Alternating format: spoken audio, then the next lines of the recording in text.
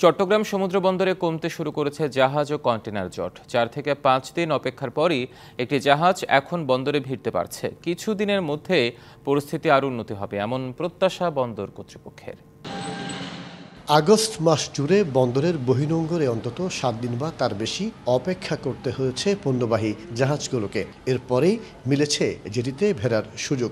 সেপ্টেম্বরের প্রথম দিকেও এই ধারা অব্যাহত ছিল। লম্বা সময়ের এই অপেক্ষা নিয়ে বেশ উদ্বিগ্ন ছিলেন ব্যবসায়ীরা। তবে এখন পরিস্থিতি কিছুটা পাল্টেছে। আমদানি কমে আসায় বহির্নোঙরে জাহাজ এবং বন্দরের ভেতর কন্টেইনার জট কমে আসছে। স্বস্তি ফিরেছে আমদানি রপ্তানিকারকদের মধ্যে। ঢালাইয়ে দৃঢ়তা, নির্মাণে নিশ্চয়তা, প্রিমিয়ার সিমেন্ট, ঢালাইয়ের রাজা। তো খুশির খবর হচ্ছে ইন্টারিম গভর্নমেন্ট দায়িত্ব নেওয়ার পরে বেশ কিছু পজিটিভ পদক্ষেপ নেওয়ার কারণে এখন আমরা কিন্তু আমাদের সেই উদ্বিগ্নতাটা কেটে গেছে।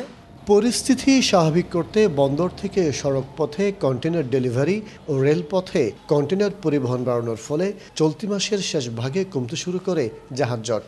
আগে যে ডেলিভারি কম হওয়ার কারণে, জট হওয়ার কারণে যে আউটারে জাহাজের যে ওয়েটিং টাইমটা এটা প্রায় 5-7 দিন 8 দিন হয়ে গিয়েছিল, সেটা এখন 2 দিনে নেমে আসছে।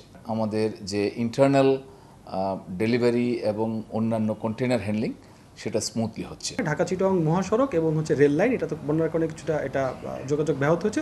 ওই কারণে আমাদের কিছুটা এখানে জট ছিল, এটা অলরেডি কাভার হয়ে গিয়েছে। চট্টগ্রাম বন্দর দিয়ে দেশের আমদানি রপ্তানি বাণিজ্যের 92% পণ্য পরিবহন হয়। মাসুদুল হক, ডিবিসি নিউজ, চট্টগ্রাম।